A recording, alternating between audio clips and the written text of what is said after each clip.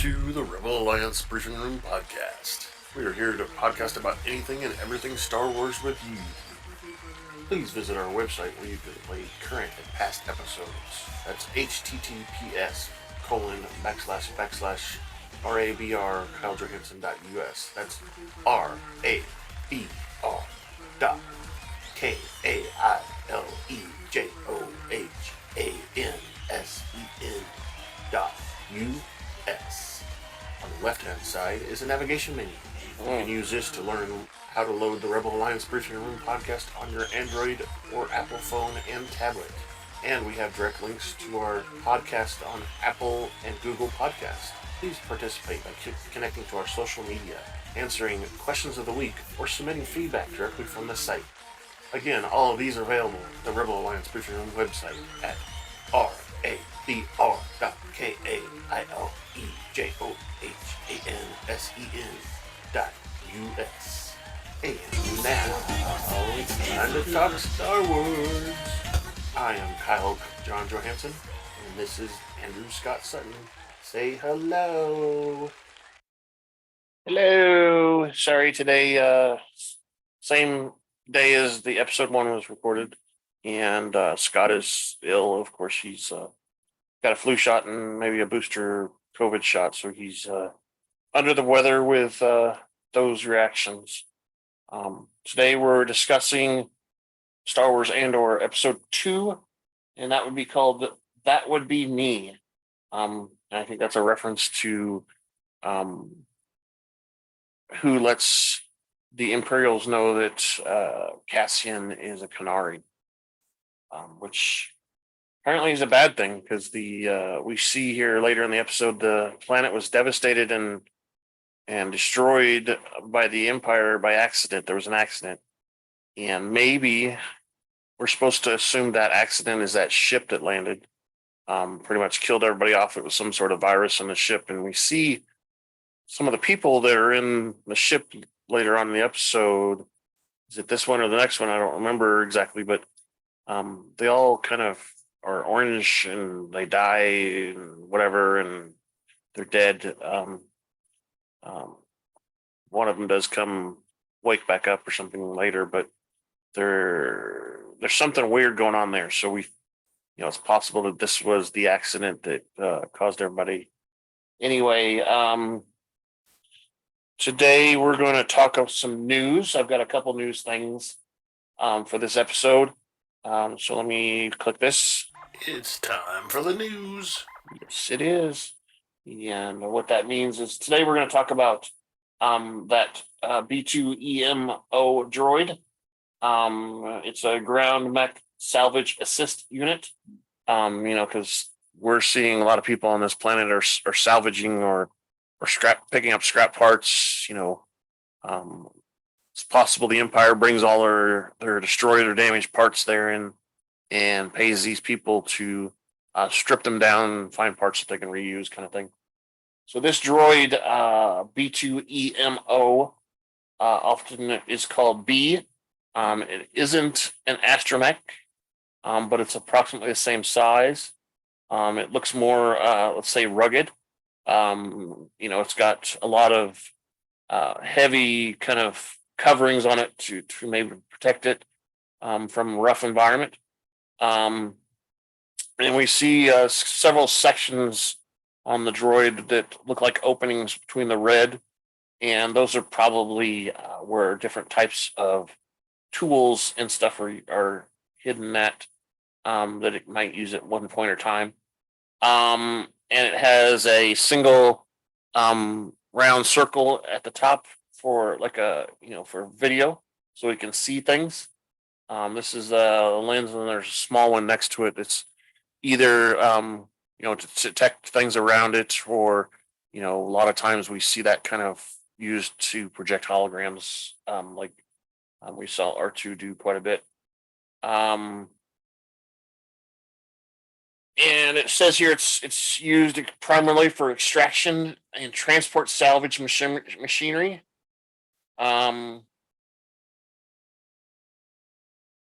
This design is more resembling a mix between a Mesopotamian Zerkrat and Bureautist East Block something from the 70s, whatever.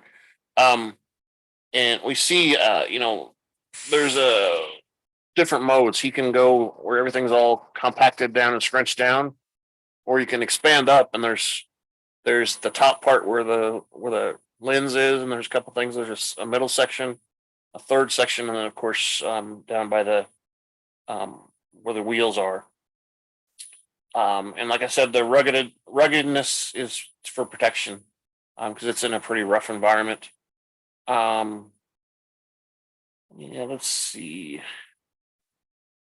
This is the droid we see in the first episode that's coming back to Cassian, and one of those crazy looking dogs pees on it, and he whips out a tool that gives the dog a shock, so it runs away. We can see that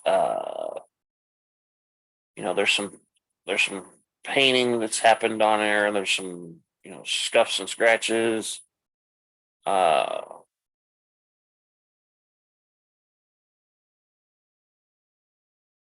And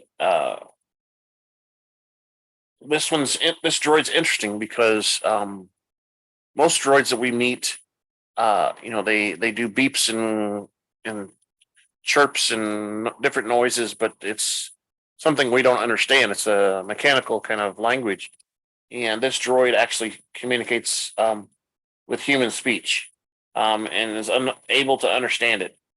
And he has a little. We notice he has a little stutter, kind of like I'm doing right now too. And maybe that's because he's apprehensive, or he's a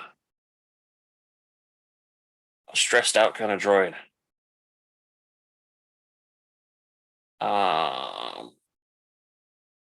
And we notice that he's capable of lying. He's capable of not telling the truth on information. And we hear Cassian talk about it, and the droid says that it takes more power for him to lie because it's harder to lie. Basically is what he's trying to say. So he needs to make sure he's charged up good and everything like that, so he can do plenty of lying and stuff. Demanding energy. Let's see what else. And this droid appears to be self-aware, like we see all the other droids seem to be.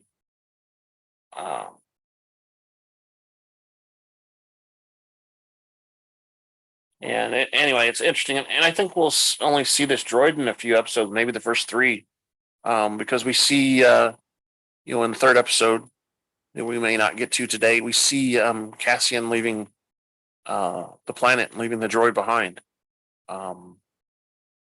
So maybe those are the only scenes we see. Maybe there's flashbacks. We don't know. All right, so that's that article. Just thought that'd be kind of information that we'd be interested in. If you have any comments about it, please give us some feedback. We've got plenty of ways to do that. I'm gonna have a segment at the end here where I talk more about how to send us feedback, but please do. The other article is James Earl Jones has announced that, along with Lucasfilms, has announced that he will no longer be the voice of Darth Vader. He's retiring that voice, so he will no longer do it anymore. That's probably because he's older now, and I think he's got problems with his voice as he has gotten older. He is one of the iconic voices that we hear throughout the entire series, and we'll see how Lucasfilms gets around that now. We know that Lucasfilms does a lot of repurposing of voices and words said, especially when they come out with a special edition. They want to add a couple of things. and there's rumor that there's a interview that uh, what's his name, Harrison Ford did, that was totally dubbed. Basically, the voice was totally created and done by Lucasfilms. The actual words were not said by Harrison. He gave consent for them to create the I don't know, video statement or whatever it was. And they did what they needed to do, and basically said things like Harrison is always we've always heard things that Harrison uh, did not like his character in Star Wars, and did not want to continue doing it. Um, and I think that's one of the reasons why we see in the first sequel movie where he gets spoiler, he gets killed, because he's done with it. He wants doesn't want anything else to do with Star Wars. Um, so anyway, James Earl Jones retiring. Hopefully, Mr. Earl Jones will live quite a bit longer, but he's probably thinking, hey, it's time for me to retire. I don't want to worry about any of this stuff anymore. I'm done. So yeah, that's the end of the news there. The news. Yeah, so we're going to get into the show here in just a moment, but I'm going to play a spoiler alert because this is a brand new show, and we don't want you watching or listening to our podcast if you haven't watched the show, because we will be discussing details about what happened in the show.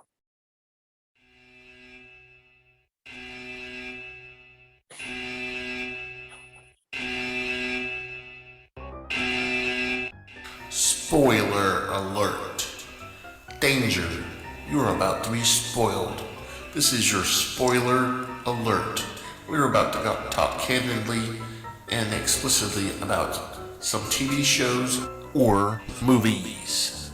If you have not watched them, please fast forward to the appropriate section. You will not be warned again because you will be spoiled. Spoiled.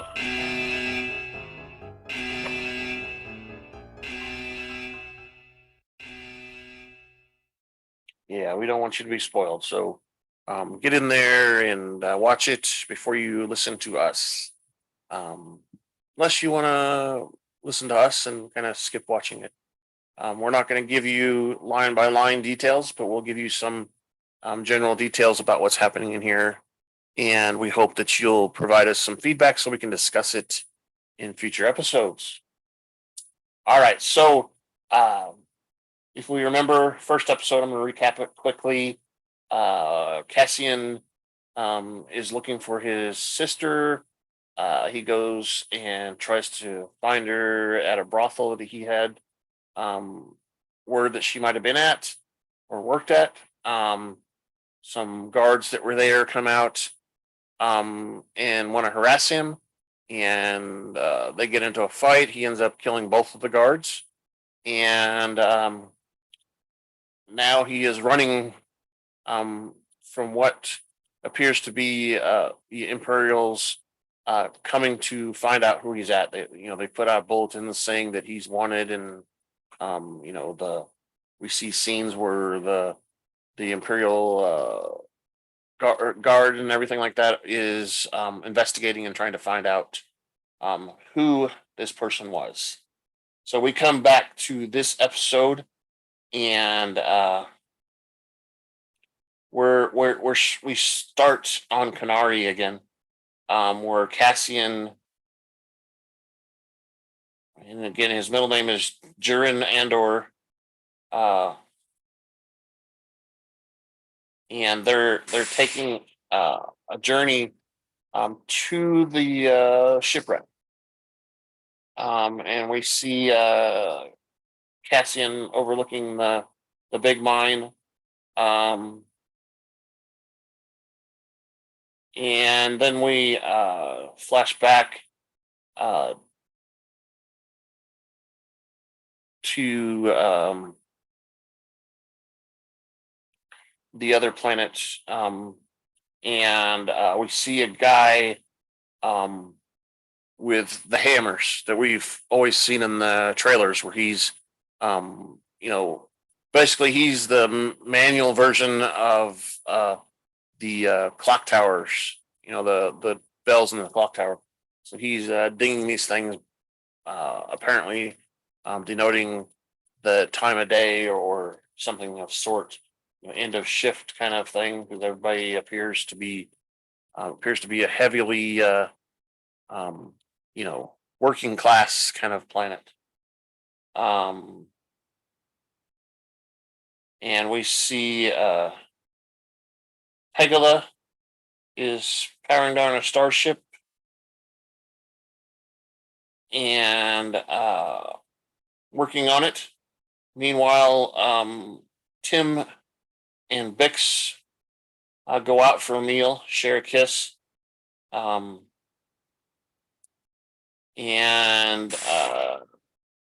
Bix says she has to go. And Tim follows and sees a news thing that the Pre-More Authority, which basically the Empire guards, is looking for a male Canary and questioning with contact of corporate. They need to contact corporate security. And then we see Cassian visiting Marva, Andor is what she's called, and we assume that that's where his last name came from. And the droid B2EMO is at the house, and they're talking and exchanging greetings. Cassian says he got his injury on his face from tripping on a cable, helping Pegla.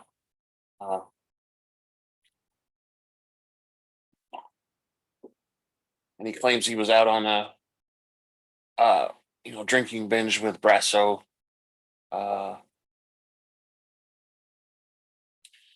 And Marva tells BT-EMO that to read it, and it's the bulletin saying that authorities are looking for someone from Canary. And Marva asks Cassian who was born on who knows that he's born on Canary, and she reminds him that he needs to remain the cover story that he was born on Fest. And Cassian kind of admits that he's the one that told him, and she scolds him for doing that. And the droid B2 informs Cassian that Bix has been trying to contact him. And before he can say anything, the droid powers down. Probably because he's been lying too much. Marva and Cassian discuss more about Cassian messing up and telling the wrong people. Later, we see Cassian meet up with Bix and tells her about the incident. What happened, and the whole story. Verlo Skiff and Travis Deezer are the two men that he killed on Moreland 1. And Cassian wants Bix to contact someone to sell a piece of technology in return for him getting off the planet. Bix tells him that the buyer is coming the following day, and that it will be too late to call it off for now. And we see Tim watching in the background, kind of maybe hearing or not. He's jealous, basically, of Bix and Cassian.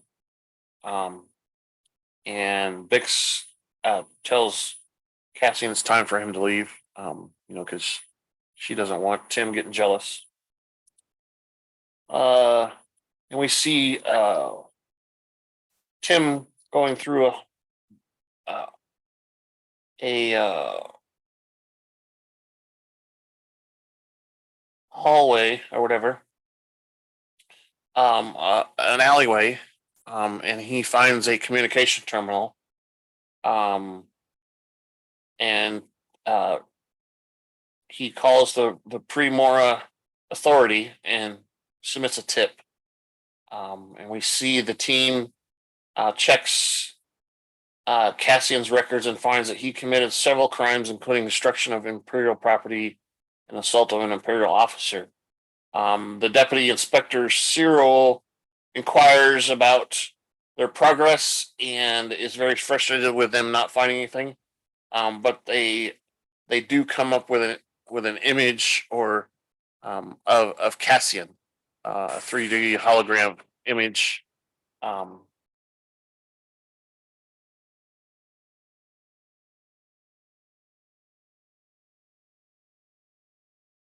Later that night, Tim meets up with Bix, and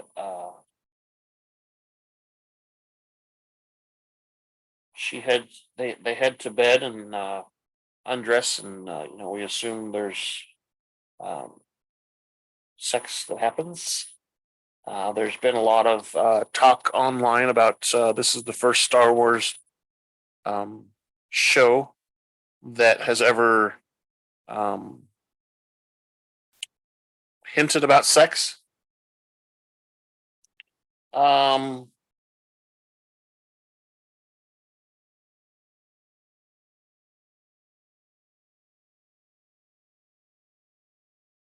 And the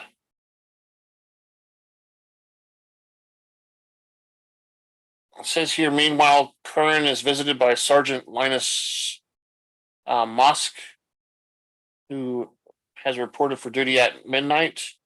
And Curran tells him they have a dangerous suspect. Mosk thinks they will need about 12 people or 12 troops to execute a warrant or a search. They've tracked down, I guess, Cassian where he is at, based on the tip that Tim gave him.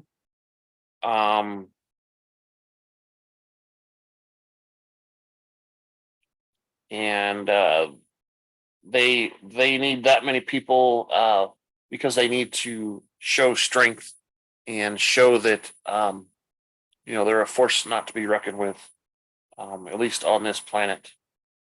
And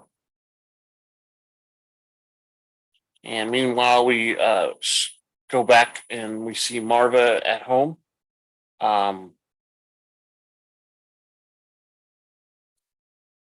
Andor attains a transmitter from a derelict wheeled vehicle while holding his blaster pistol. He experiences a flashback to Canary again, and the tribe is advancing on the wreckage.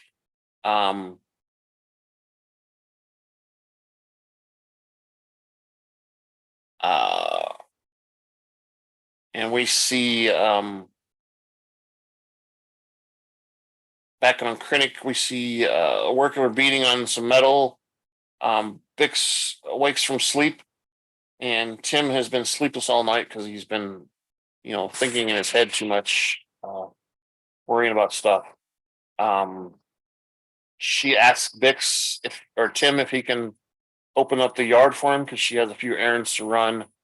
And we see Cassian talking to B2 about comms and stuff, and he needs to find comms and what they're for and why he needs them. And the droid asks about the location of Marva's credits, and Andor or Cassian says they don't need anyone to help find it. Tries to advise the droid tries to advise Cassian, and meanwhile Cassian tells the droid he better hurry up and get back before he's noticed missing.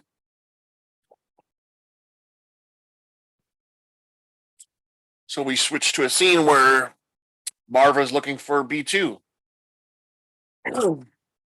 And while searching Cassian's room, she finds improvised staff from Cassian's childhood, from the flashbacks. And we see we flash back now to the planet, and we see the Kenari female leader approaching the wreckage. She checks a body falling on the ground. And another member approaches the ship's docking ring.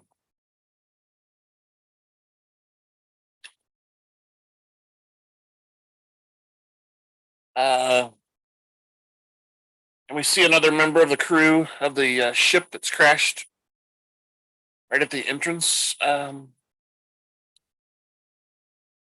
They have separate symbols on their suits. One of the members stirs and shoots at the female with the blaster, and the tribe retaliates by firing their blow dart at him, and they shoot. Looks like dozens of these darts at this guy. We assume maybe they have poison in them or something. We don't know. And that guy with the blaster evidently has shot and killed the leader. And they all kind of gather up. They're all upset, so they're all kind of gather up and leave. But Cassian appears to stick behind, and he goes inside the ship and is investigating the ship. Back in the present, we see a few aliens arguing about a transport. Cassian visits one named Xanawan, and he's searching for a planet called Kenari, which was abandoned by the Imperial mining disaster. The planet's considered toxic, and travel is permitted by the Empire. And Xanawan also tells Cassian that the enforcement authorities are looking for someone from Kenari and asks what he can do for Cassian. Cassian inquires about the cost of traveling to Tassel. Xanawan says that will cost about 900 credits due to short notice and secrecy. Android convinces him to settle for 700 credits. And then we see a pre-Morse security ship traveling through hyperspace, and Sergeant Mosk is briefing the troops, and we see the assistant inspector also gives a little speech as well. They are warning that this guy's dangerous. He's killed 2 people already. They plan to ambush him by surrounding him, and with a pincher move is what they call it. But that's kind of a move where they go to one section and kind of force him to the rest of the troops in 2 other sections. So they're going to kind of surround him basically, so he can't get out, which is always what we see authorities kind of do.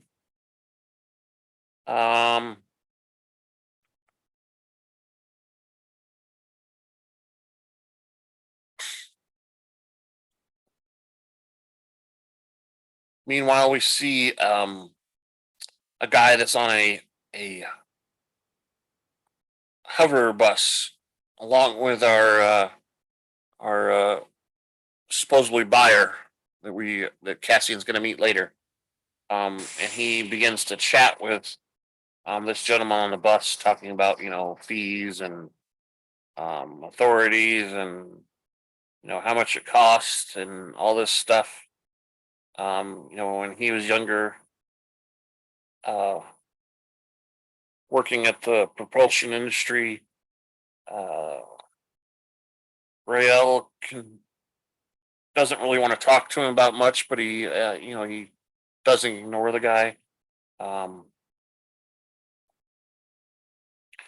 and the passenger says, anything worth finding can be found here, which is kind of probably the motto with the you know salvage kind of stuff. And we get on with that, and we see it flying over a settlement in Ferrix, and I believe we get some credits not long after that.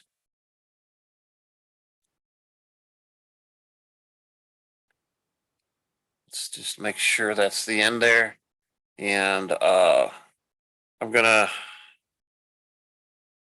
play this thing. Which one? This one.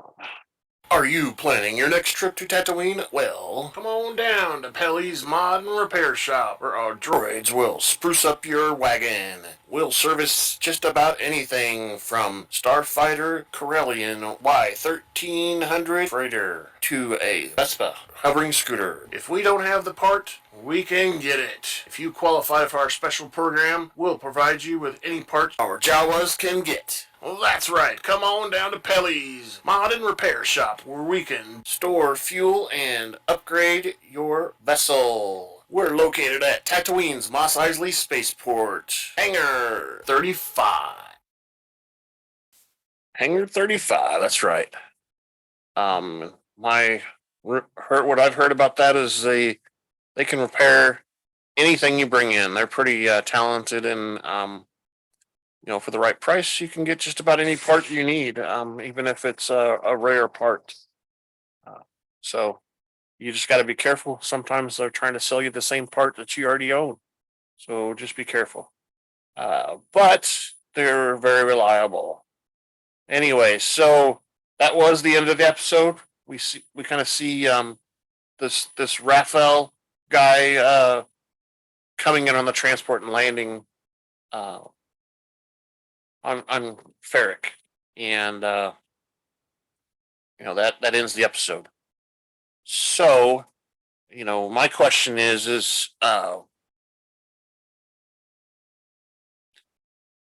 what's the deal with the ship, the vessel that crashed on Canary back in the past? Is that really what caused the disaster, or is it the mining that caused the disaster?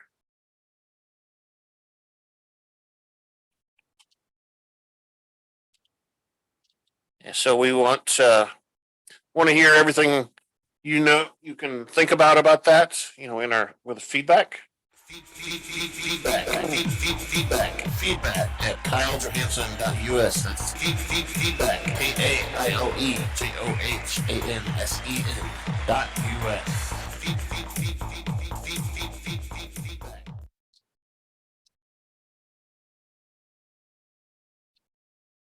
Yeah, so that's the question. Is that something that was released from that ship when it crashed is what caused the devastation of the entire planet Canary? Not really a mining accident. So feedback can be had by many ways. We talk about this every time, but we really, really need your feedback, because that's another completely different element of the show that we'd enjoy having more of. So on the left-hand side of the website, we have several ways that you can provide us feedback. One is a link that's directly for feedback, and you will submit a name you want us to call you by, and then your feedback. Those are the only two items that we ever get from you. We don't get your IP address. We don't get any email address. None of that information. If you were filling out a long feedback, and let's say you get a phone call, There is an option where you can log in and save your feedback so you can come back to it later. But that's the only time you need to log in. There's no need to log in to submit feedback. All you have to do is, like I said, provide a name for us to call you by and your feedback, and we will have it on the show and we'll talk about it. The other way is through the question of the week. Our question of this week: did the ship crashing cause the devastation of the planet Canary? And I believe that's kind of what we're supposed to believe, but we've been fed a story from the Empire that it was a mining accident, which is not necessarily true. So when you answer or vote on our question, there's a comment section there that you can comment on after you voted. You can also go to our YouTube channel where we have video of this podcast, and you can comment there. And those are the two main places. You can also send us email at feedback.kylejohansson.us, and that'll come to us as well. That's pretty much the same method that we get from the form you fill out on the website. It sends an email with your feedback information. So please, check out the website. There's lots of neat features there that you can take advantage of. One of them tells you how to get our podcast either through your computer or on your device. We also have a Star Wars timeline. We have links that we discuss in the intro about different sources you can get our podcast from, including Apple Podcasts, Amazon Music, Deezer, iHeartRadio, YouTube, Spotify, many other places. And many of those places get backed up to other places as well. So there's all that. And then we have a section that's fairly new that's called RABR Seasons, which obviously translates to Rebel Alliance Briefing Room Seasons. You can go there and you can look through all the different seasons that we've done. And when I say seasons, that is a one season for our show is a grouping of shows or a series. So, example, Book of Boba Fett season 1 is the season 1. Season 2 of our show is Bad Batch season 1. And on this seasons page, you'll have links to every episode we did for that season. You can go through and look at the episode, and then if there's video, you can play the video directly from our website, or click a link and you can listen to it directly there. Season 3, we did the prequels: The Phantom Menace, The Clone, Attack of the Clones, The Revenge of the Sith. Season 4 was the original series: Star Wars, Empire Strikes Back, Return of the Jedi. Season 5 is when Kenobi came out, Obi-Wan Kenobi series. So that's all of season 1 there. Hopefully there'll be a season 2 for that show. Season 6, I called A Star Wars Story, and we did the Clone Wars movie, which is an animated movie that was not highly publicized. Then there was a solo movie and Rogue One, season 7, Star Wars sequel trilogy, and that includes The Force Awakens, Last Jedi, and The Rise of Skywalker. And of course, we're in season 8 of our podcast, which is Andor. And right now, we've got episodes 1 and 2 in the can, so to speak. And we'll have episode 3 maybe next week, maybe later in the week. We'll see. And those are different ways you can give us feedback and interact with our website. So please do that.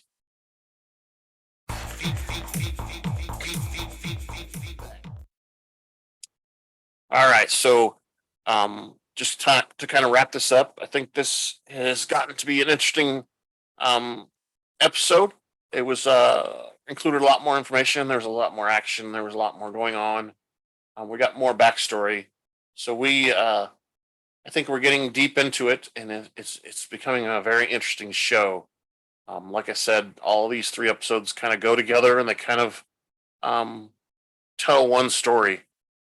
So, uh, episode 3, we're looking forward to that, and we'll be reviewing that shortly. Um, this show is definitely different. I think the elements and everything are a lot different than we've seen in any other show because obviously we don't have any flashy droids like C3PO. There's no you know Sith or Jedi that we've seen so far. We're just seeing regular people that are down and out and destitute and just doing whatever they can to take care of their families.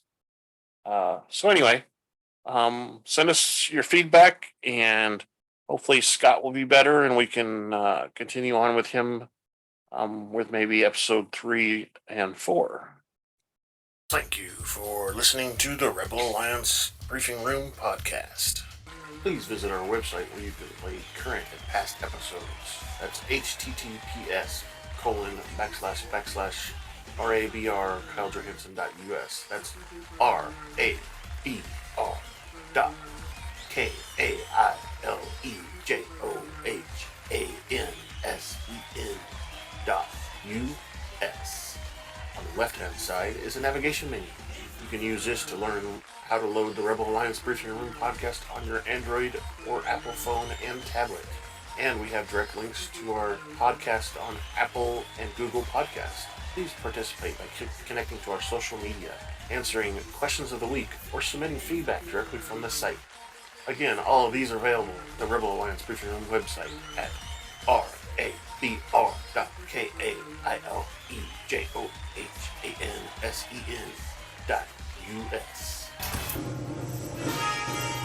This podcast in no way is approved, sponsored, or owned by Lucasfilms Ltd., Disney, Disney Plus, or any of its subsidiaries.